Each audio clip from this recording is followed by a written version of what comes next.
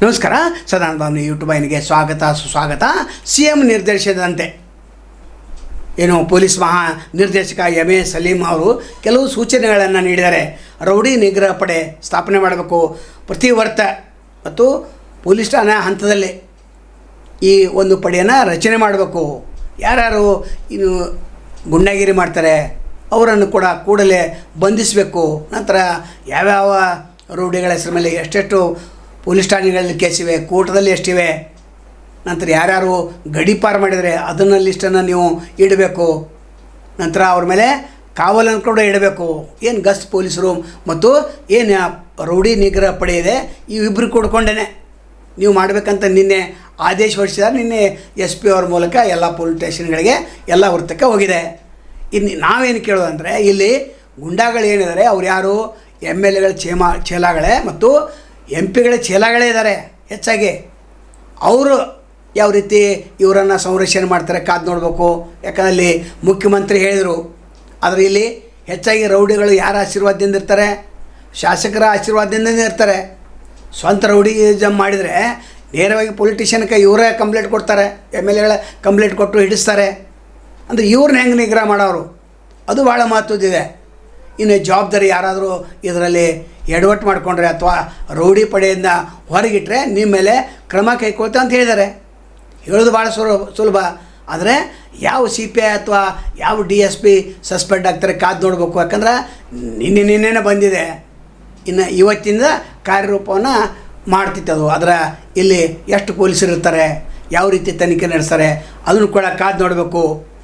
ಕಳೆದ ಗುರುವಾರ ಏನೋ ಆದೇಶ ಹೊರಡಿಸಿದ್ರು. ನಿನ್ನೆ ಏನು ಸಲೀಂ ಅವರು ಕಾರ್ಯಸೂಚಿಯನ್ನು ಬಿಡುಗಡೆ ಮಾಡಿದ್ದಾರೆ. ಏನು ಮಾಡಬೇಕು, ಏನು ಮಾಡಬಾರ್ದು, ಕಾರ್ಯಸೂಚಿಯಲ್ಲಿ ಏನಿದೆ ಅದನ್ನು ನಾವು ಓದಿ ತೋರಿಸ್ತೇವೆ.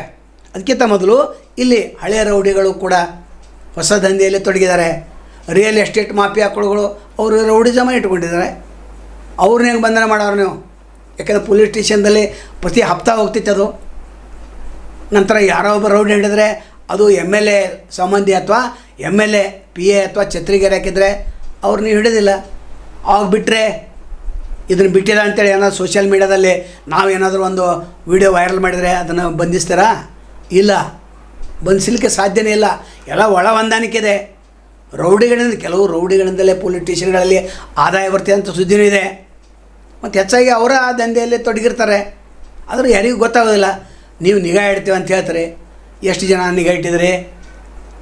ಈಗ ಪ್ರತಿ ಠಾಣೆಯವರು ಇವರು ಪಿರಿಯಡ್ ನಡೆಸಬೇಕು, ರೌಡಿಗಳ ಪಿರಿಯಡ್ ನಡೆಸಬೇಕು. ನಂತರ ಅವರಿಗೆ ಇನ್ನೊಮ್ಮೆ ಎಚ್ಚರಿಕೆಯನ್ನು ಕೊಡಲೇಬೇಕಾಗ್ತದೆ. ಇಡೀ ಕರ್ನಾಟಕ ತುಂಬೆಲ್ಲ ಇದು ಹಾವಳಿ ಇದೆ. ಯಾಕಂದರೆ ಯಾರೋ ಭೂಮಿ ಕಸ್ಕೋತಾರೆ, ಯಾರೋ ಮನೆ ಬಿಡಿಸ್ತಾರೆ, ಯಾರೋ ಬಡ್ಡಿ ಚಕ್ರ ಬಡ್ಡಿ ಕೊಟ್ಟಿರ್ತಾರೆ. ಆದರೆ ಪೊಲೀಸರು ಹಿಡಿಯೋದೇನಿಲ್ಲ. ಸಾದಾ ಒಂದು ಬಿಳಿ ಹಾಳೆ ಮೇಲೆ ಕಂಪ್ಲೇಂಟ್ ತೊಗೋತಾರೆ. ಹಂಗೆ ಕಂಪ್ಲೇಂಟ್ ತೊಗೊಲಿಕ್ಕೆ ಬರೋದಿಲ್ಲ. ಆತನಿಂದ ಬಿಳಿ ಹಾಳೆ ಮೇಲೆ ಬರ್ಸ್ಕೊಂಡು ಬಿಟ್ಟಿರ್ತಾರೆ, ಬರ್ಸ್ಕೊಂಡು ಬಿಡಲಿಕ್ಕೆ ಆಗೋದಿಲ್ಲ. ಈ ರೌಡಿ ನಿಗ್ರಹ ಪಡೆ ಎಲ್ಲಿ ನಿಷ್ಠಾವಂತ ಪೊಲೀಸರು ಸ್ವಲ್ಪ ಹೆಚ್ಚಾಗಿ ನೇಮಕ ಆಗಬೇಕು. ಯಾರು ನಿಷ್ಠೆಯಿಂದ ಸಮಾಜ ಸೇವೆ ಮಾಡ್ತಿರ್ತಾರೆ, ಅಂದರೆ ಪೊಲೀಸ್ ಸೇವೆ ಮಾಡ್ತಿರ್ತಾರೆ, ಅವರನ್ನು ಇಲ್ಲಿ ಹೆಚ್ಚಾಗಿ ಹಾಕ್ಕೋಬೇಕು.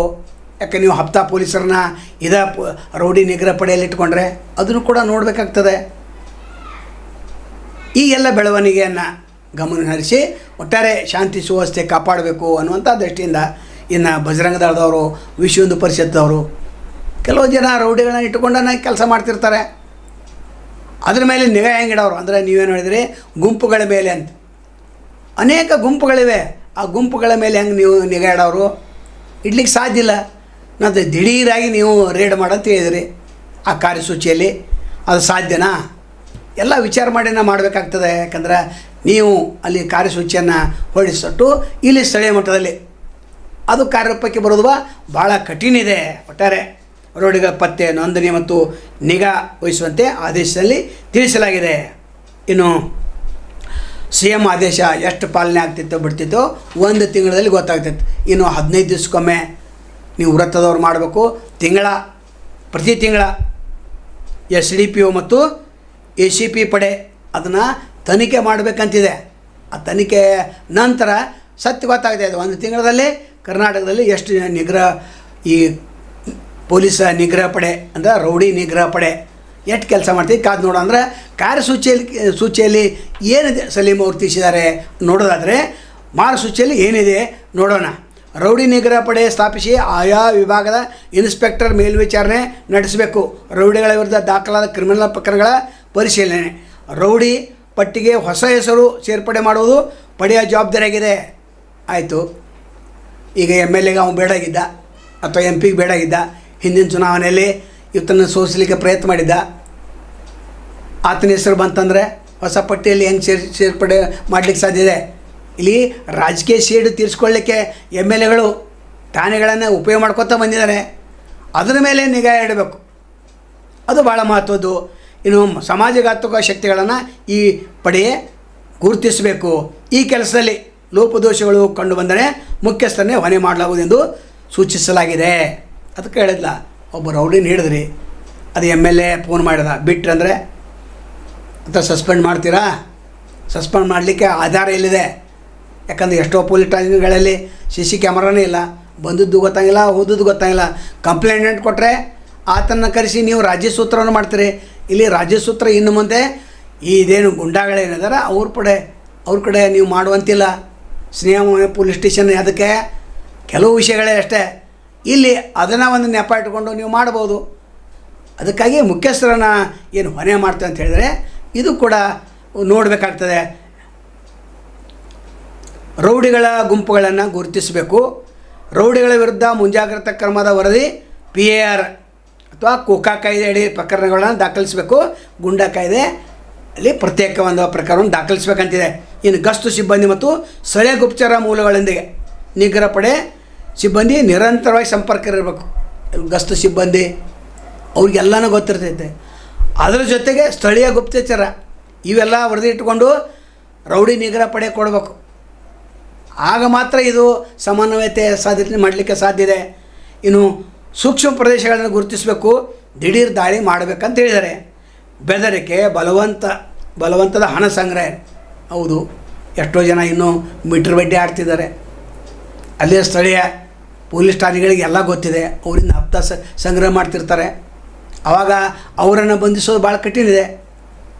ಅಲ್ಲಿಯೂ ಕೂಡ ಹೊಂದಾಣಿಕೆ ಮಾಡುವಂಥ ಸಾಧ್ಯತೆ ಅಲೆಗಳಂತಿಲ್ಲ.